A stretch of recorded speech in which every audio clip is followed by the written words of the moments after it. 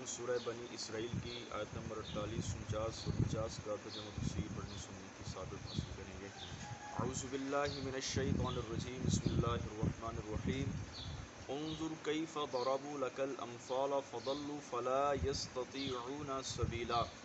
ترجمہ کنز العرفان، دیکھو انہوں نے تمہارے لیے کیسی مثالیں بیان کی ہیں تو یہ گمراہ ہوئے، پس یہ راستہ پانے کی طاقت نہیں رکھتے۔ ارشاد فرمایا کہ کفار نبی پاک علیہ الصلوۃ والسلام کے لیے کیسی باتیں کہتے ہیں کہ آپ علیہ الصلوۃ والسلام کو ناقص صفات کے ساتھ تشبیہ دیتے ہیں، جیسے آپ علیہ الصلوۃ والسلام کو جادوگر، کہان وغیرہ کے ساتھ تشبیہ دیا کرتے تھے۔ اس سے معلوم ہوا کہ آقا علیہ الصلوۃ والسلام کو یا آپ کی کسی بھی صفت کو کسی گھٹیا چیز کے ساتھ تشبیہ دینا یہ کفر ہے۔ جیسا کہ نبی پاک علیہ الصلوۃ والسلام کے علم مبارک کو معاذ اللہ کوئی جانوروں کے علم سے تشبیہ دے تو یقیناً ایسا شخص توہین کا مرتکب ہے۔ اسی طرح صدر الشریعہ رحمۃ اللہ تعالی نے لکھا کہ اگر کسی نے کہا کہ نبی پاک کے کپڑے نعوذ باللہ میلے ہوا کرتے تھے تو یہ بھی بارگاہ رسالت میں توہین ہے۔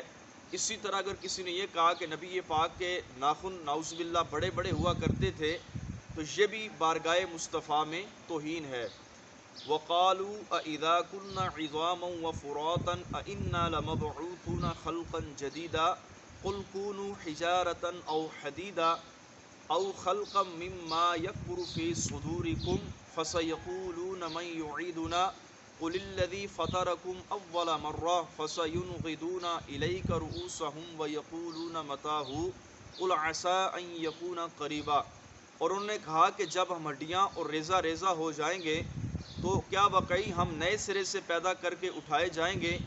تم فرماؤ پتھر ہو جاؤ یا لوہا یا اور کوئی مخلوق جو تمہارے خیال میں بہت بڑی ہے، تو اب کہیں گے ہمیں دوبارہ کون پیدا کرے گا؟ تم فرماؤ وہی رب ہے جس نے تمہیں پہلی بار پیدا کیا۔ اب آپ کی طرف تعجب سے اپنے سر ہلا کر کہیں گے یہ کب ہوگا؟ تم فرماؤ ہو سکتا ہے کہ یہ نزدیکی ہو۔ اس آیہ مبارکہ میں کفار کے ایک اعتراض ہے اور اس کا جواب دیا گیا ہے۔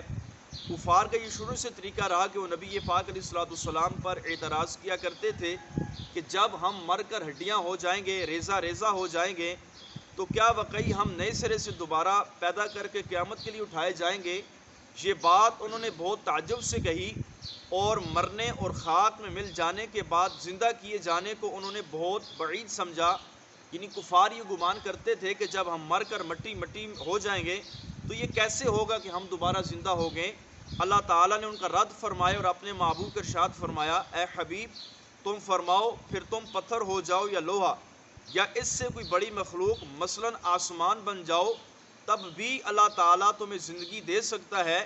یہ سب ایسی چیزیں ہیں کہ زندگی سے دور ہیں اور ان میں کبھی تمہاری طرح روح نہ پھونکی گئی، تو اگر اللہ تعالیٰ چاہتا تو ان کو بھی زندہ کر سکتا تھا۔ یعنی فرمایا گیا کہ اگر تم یہ چاہتے ہو کہ مرنے کے بعد ہم دوبارہ کیسے زندہ کیے جائیں گے، تو فرمایا ان کفار سے کہو کہ تم آسمان بن جاؤ، اللہ تبارک و تعالیٰ تمہیں زندگی عطا فرمائے گا۔ اور فرمایا کہ یہ چیزیں جو ہیں یہ روح سے بہت دور ہیں، ان میں کبھی روح نہ پھونکی گئی، اگر اللہ چاہے تو زمین و آسمان کے اندر بھی روح پھونک سکتا ہے، ان کو بھی زندگی عطا فرما سکتا ہے۔ اگرچہ ہڈیاں اور جسم کے ذرے انہیں زندہ کرنا اور اس کی قدرت سے کیا بعید ہے۔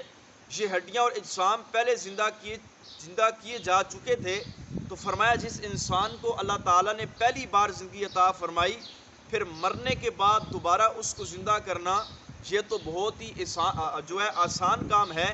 پہلی بار کسی چیز کو وجود دینا یہ مشکل ہے۔